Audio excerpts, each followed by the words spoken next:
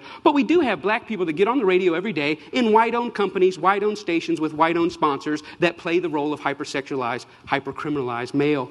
I ask these advertisers, I say, I've got hundreds of songs a day that celebrate killing animals. Will you put them on your station? They said, no. I got hundreds of songs a day that talk about assaulting women and abusing kids. Would you put them on your station? They said, no. I said, I got hundreds of songs a day that talk about murdering blacks. Would you put them on your stations? They said, well, that depends. Depends on what? Who it's done by and who it's branded for. Because if we can get black folks to sing about it and we can brand it for our youngest black audiences, I think there's money to be made. I think there's American appetites to see these people that way. I said, how can you say that? They said, well, look, it's what these artists know. It's what they, black people, create. It's, matter of fact, our surveys say it's what they want to hear, which speaks of a sickness. How do we live in a society where somebody says, you know what, I'm inspired to write a song that celebrates murdering another person. And then a person says, I'd like to put that on my station. Another person said, I'd like to pay for it. And then there's people out here in the audience that go, I'd love to hear it, as long as it's black guys. Because even white people buy rap music, buy this type of stuff, because we know that when we want to hear about killing each other, we know who to turn to for that type of inspiration. We call it our music. We say we own it. White people buy more rap than black people. Yeah, but we're very careful to turn it down at the stoplight when other black people are there. Why? Because we know we're just pretending. For them, it's more authentic and real. I always ask the companies, what about your name? What about your brand? What about your value? And the largest radio company in the world said this: it's okay that we only have drug dealers on our black youth stations. We only have murders on our black youth stations. We support black charities. We give out water at the Martin Luther King parade. I think we've got it covered. We've bought them off.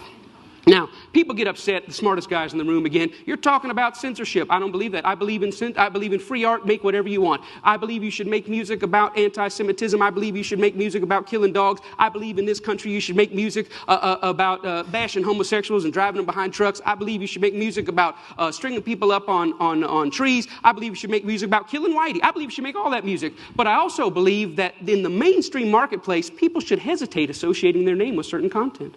You know, there's certain stuff you can't buy at the store. Certain stuff you can't get on iTunes because their brand doesn't want it.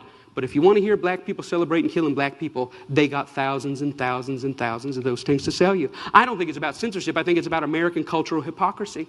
Because here's the truth. These black entertainers, they can't sing just about anything. There's some stuff that'll get them fired. And they get dropped, and they get fired, and they get slapped on the wrist, and they get disciplined all the time. Why? Because sometimes they step over the bounds. A very famous case is what happened with Rick Ross. Rick Ross is the Mammy Two Shoes, one of the many Mammy Two Shoes of our day. He's a black entertainer in a world carved out for him, and a role carved out for him by white entertainment companies. And one day he talked about, in the middle of a song that celebrated dealing drugs and killing blacks, he made a reference to date rape. And when he made that reference to date rape, that set social media on fire. That got 100,000 petitions in 24 hours. Hey, buddy, date rape is no joke.